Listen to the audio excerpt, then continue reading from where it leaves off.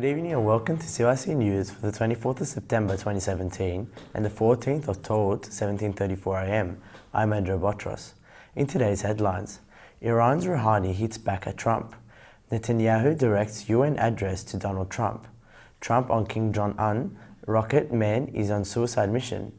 Hamas moving towards Palestinian reconciliation. Hurricane Maria, Mainland U.S. not out of the woods yet. Maria rips Caribbean with Puerto Rico powerless for months.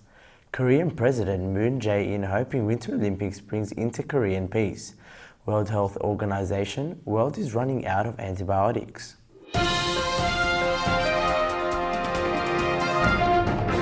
But first to New York now, where Iran's President Hassan Rouhani has said it would be great if a pity of rogue newcomers destroy the international nuclear deal that deal the sanctions in exchange for curbs on Tehran's nuclear program. Addressing the United Nations General Assembly, Rouhani said that it would be a great pity if this agreement were destroyed by rogue newcomers to the world of politics. In a clear reference to the U.S. President Donald Trump, who spoke the day before and offered scathing criticism of both Iran and the 2015 international agreement. Rouhani also declared to the United Nations that Islamic Republic of Iran will not be the first country to violate the agreement, but will respond decisively if any other parties do. The president used his address in the annual UN meeting to offer his disapproval of Trump's blatant disrespect of Iran and the nuclear deal, and perhaps drive a wedge between the US and other countries who still support the pact. The Iranian leader pointed that the deal's economic benefits, international backing for the pact, and the potential fallout if the deal is undermined. Rouhani also made indirect reference to the political ramifications inside Iran that could ripple globally if the deal fails. Most notably, Rouhani used the UN platform to warn that if Trump walks away with the deal, it will undermine the United States' credibility on the world stage. Iran, he indicated, will not be interested in entering new negotiations, and he predicted that US allies won't have much interest in standing by Washington for abandoning the accord. Israel's Prime Minister Benjamin Netanyahu took aim at Iran in his speech for more than 100 nations at the UN General Assembly, but was clearly tailoring his message for one man, the US President Donald Trump. With the US President hunting that he may pull out of the deal to constrain Tehran's nuclear program against the wishes of other countries that signed onto the agreement, Netanyahu used his annual address to argue that the world should reconsider the pact and echoed Trump in calling it an embarrassment. Distinguished fellow at the Washington Institute Near East Policy, David Makovsky, said that Netanyahu had the audience of one. He seems to chance whether it jettison the agreement or more vigorously enforce it, and could know where it would end up. US law requires the president to certify the Congress every 3 months whether Iran is meeting its end of a bargain, which curbed Tehran's nuclear program in exchange for lifting economic sanctions. Trump and US officials have said that even though the International Atomic Energy Agency has said that Iran is complying, they believe that Iran is in violation of the spirit of the deal. Indeed, Trump has seemed to suggest that he may not certify Iran's compliance with nuclear agreement in October, the deadline for its reasons. President Donald Trump has delivered doomsday warning to North Korea and mocked its young leader hostile escalation in rhetoric, wide-ranging debut addressed to the United Nations. In very clear terms, Trump warned the US that would totally destroy North Korea if forced to defend itself or its allies. He said that while the US has great strength and patience, its options could run out soon. Directly putting the country's leader on notice, Trump suggested that Kim Jong-un could not survive an American attack, saying rocket is on a man's suicide mission for himself. It was typically a verbose approach to a crisis that's growing in scale. Throughout his address, the most closely watched foreign policy remarks of presidency, Trump brought a frank assessment to a range of sticky global flashpoints.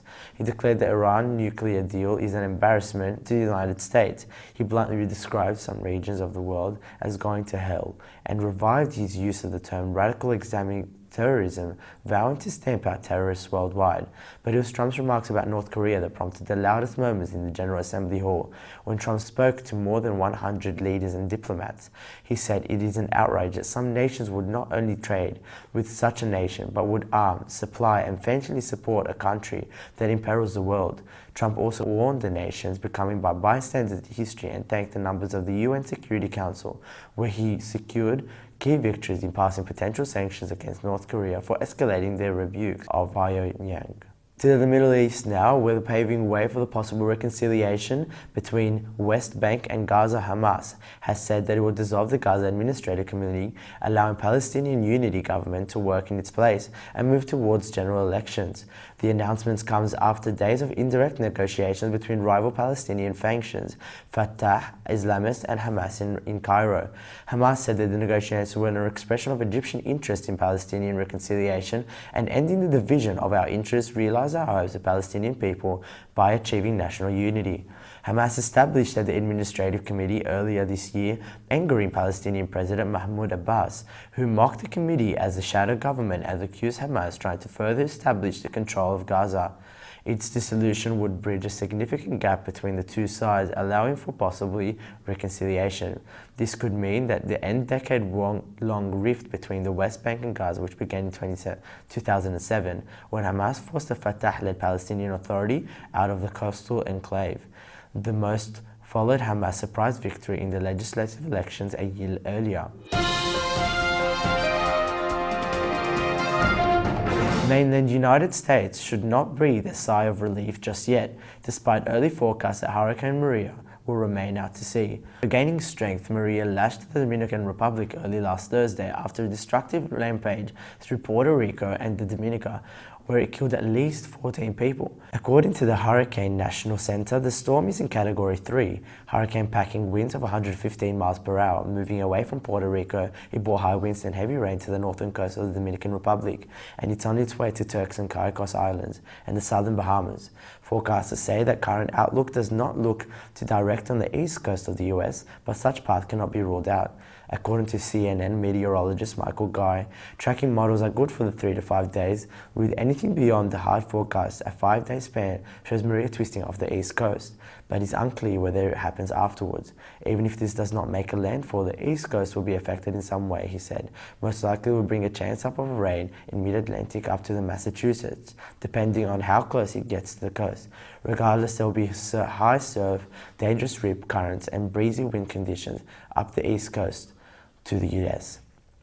Those of the U.S. in mainland can thank the tropical storm Jose for possibly keeping Maria at bay. Forecasters said that Jose stalled off the coast of southeast New England for several days due to the high-pressure system, so that Maria stayed away from the United States. Hurricane Maria path through Puerto Rico also brought long-term devastation there into focus. A spokeswoman for the Puerto Rican government tweeted that Maria's results in dozens of families being rescued from the flooding in Levington, near the capital city of San Juan. She said the Puerto Rican National Guard was also still searching for others in need of rescue, but this task was hampered by power outrage that covered the entire island in 3.4 million people, with officials saying that it may be several months before Puerto Rico gets electricity back. To South Korea now, where President Moon Jae-in, in hopes of auditions planned in 2018 Olympics in Pyeongchang, can help unite North Korea and South Korea. Tensions in the region have highlighted the U.S. President Donald Trump's fierce warning to rain fire and fury on North Korea, and if it kept its threat against the U.S. and its allies, while North Korea, Kim Jong-Un, has sent 2 ballistic missiles over Japan, demonstrating increased rage, and set off his 6th most powerful nuclear test on September 3rd. The Winter Games take place 30 years after the Seoul hosted the 1988 Summer Olympics, a turbulent era in which a number of nations, including North Korea, decided to boycott the Games. In an interview with CNN, Moon suggested the 1988 Games had played a part in ending the Cold War era, but bringing countries together, and he hopes that Pyeongchang can help build relationships in Asia. Moon also said, "I believe the Pyeongchang Winter Olympics will be able to provide the opportunity to the entire international community. I hope that North Korea will also participate, which will provide a very good opportunity for the inter-Korean peace and reconciliation." So far, a North Korean athlete has qualified for Pyeongchang, and there has been talk of International Olympic Committee granting wildcards for some events. North and South Korea have rich sporting history, particularly in football. These two countries regulate competing friendlies international competition, most notably the Asian Cup. And in health news, according to the World Report by the WHO, not enough new antibiotics are being developed to combat the threat of multi-drug resistant infections. Adding to the concern, it is likely the speed of increased resistance will outpace a slow drug development process. The new report said that as of May 15, a total of 51 antibiotics and 11 biologicals medical products have been made from natural sources, are being developed, according to Peter Bayer, author of the report and senior advisor to WHO's Department of Essential Medicines and Health Products. The idea that biologicals could replace use of antibiotics, which could help in overcoming the resistance problem. Just 33 of the antibiotics in pipeline target priority pathogens. This year, WHO published a list of dozen priority pathogens, 12 separate families of antibiotic-resistant bacteria that pose the greatest threat to human health. Among the priority pathogens is a drug-resistant tuberculosis, which kills about 250,000 people around the world each year, and a variety of multi-drug resistant strains. Of the 33 potential medicines, only 8 are innovative treatments. The other are 25 simple modifications of the existing families of antibiotics. At best, the 25 will serve as short-term solutions, since it is expected bacteria will quickly adapt to resist those new drugs. To address the problem of developing antibiotics, the WHO and the Drugs Neglected Diseases Initiative set up the Global Antibiotic Research and Development Partnership. However, new drugs alone cannot combat the threat of antimicrobial resistance. The WHO is also working to improve infection by preventing the control, developing guidance for responsible use of antibiotics. And that's all for CYC News. A reminder that you can watch this news bulletin again throughout the week on YouTube. I'm Andrew Botros and from the CYC studios in Sydney, Australia. Have a good night and God bless.